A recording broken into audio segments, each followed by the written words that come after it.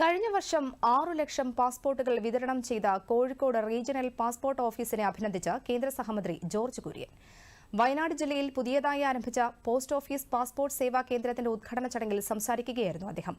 രാഷ്ട്രീയ വ്യത്യാസമില്ലാതെ പഞ്ചായത്ത് തലം മുതൽ കേന്ദ്ര സർക്കാർ വരെയുള്ള ഭരണകൂടങ്ങളുടെ ഒറ്റക്കെട്ടായ പ്രവർത്തനം കൊണ്ടാണ് വികസനം സാധ്യമായതെന്ന് കേന്ദ്ര സഹമന്ത്രി പറഞ്ഞു.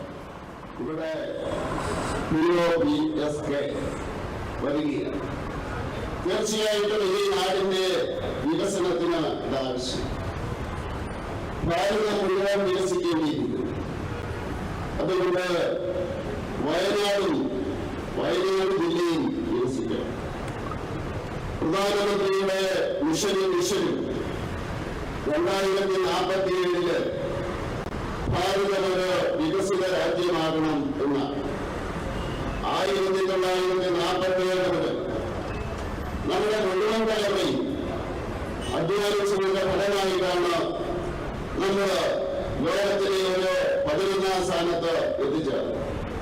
ഇവിടെ ശ്രദ്ധിച്ചു പറയുന്ന പോലെ പഞ്ചായത്ത് നമ്മുടെ മുതല് എംഎൽഎയും എംപിമാരും മന്ത്രിമാരും മുഖ്യമന്ത്രിമാരും പ്രധാനമന്ത്രിമാരും ഒക്കെ പ്രവർത്തിച്ചതിന്റെ ഫലമായിട്ടാണ് നമ്മൾ 2014 10ാം സ്ഥാനത്ത് വന്നത്.